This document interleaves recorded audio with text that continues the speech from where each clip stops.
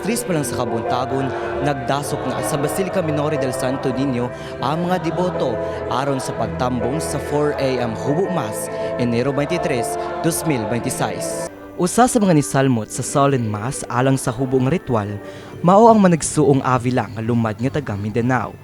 Si Elda Avila Agustino, 66 anyos, bag-uhay lang naayo sa sakit nga breast cancer. Human nakigbatok ni ini sulod sa tulo ka tuig. Nangali ako sa Senior Santo Niño nga iya kong ayuhon niya. Akong nagtugyog ko nga iya kong giayo kay hapit na mag 3 years karon ang akong cancer free. Dako sabang pasalamat sa iyang igsuon nga si Doris Umpad, 50 anyos nga 35 years na karong nagpuyo sa Sugbo. Dako iyang pasalamat kang Santo Niño subay sa kalampusan sa iyang anak sa bar exam. Sa among pamilya gihatag yun niya iyang akong gipangayo tanan na abogado akong anak, akong banasan na piskal. Dala sa managsuon ang storya sa kaayuhan o kalampusan nga ilang gihalad ngadto sa balaang bata, si Senyor Santo Niño. Karong buntaga ang akong paambit duha ra ka bahin. Sa wala pa ang santos nga ebanghelyo, mihisgot ka makadyot, mahitungod sa daghang hitabo sa Sugbo. Ang nangulo sa misa, kinsa mausap ang Basilica Rector, si Reverend Father Andres D. Rivera Jr. Unang binaliw landfill nga nikalas og 37 ka mga kinabuhi. Wala sila mangawat, wala sila'y sala, apan sama sila sa mga binilanggo nga ang kagawasan, gitabunan, sa sagbot ug hugaw sa katlingban.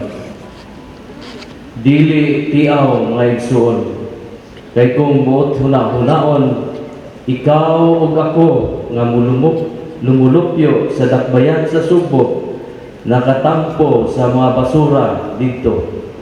Ikaduha niyang gipahimugatan mao ang pagpasulod sa mga politicians nga nakalapa sa Basilica dress code.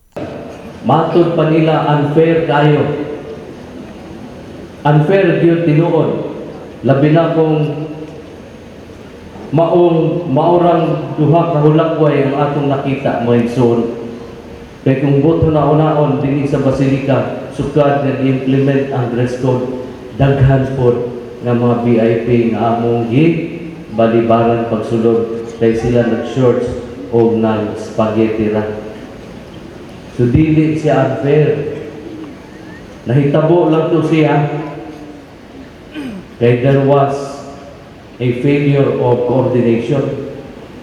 Dayong alas 5 sa kabuntagon, paghuman sa wali, gisugdan na ang tradisyonal nga hubo o paghubo sa Fiesta Senyor nga Bisti sa imahin sa balaang bata o pagsulob o yano nga sinina human sa kapistahan. Gisugdan kini sa korona. Gisunod ang baston di mando o globos crucige. Paghuman ng kapa, dayon ang pitsera o banda di Espanya, o katapusan ang tonika o ang inner garment.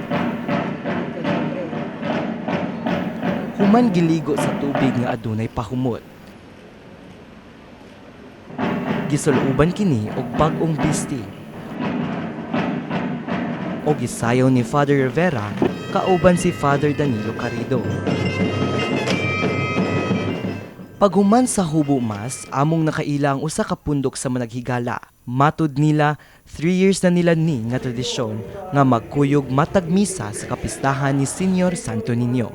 We have our own prayers, but inigari na mo diri, we also have common ones, like especially sa work, especially sa among family. Ang tradisyon sa simbahang Katoliko naghatag sa katawhan og panaghiusa. Bisan pa man sa managlahing kaagi, padayon silang mag-uban, mapamilya man sa dugo o sa mga tao nga ilan ang giisip nga pamilya. Ang ritual nga hubo pinaagi sa Solemn Mass may marka sa pagtakop sa selebrasyon sa 461st Fiesta Senyor. Kini si Mark Armas, alang sa MyTV, Cebu.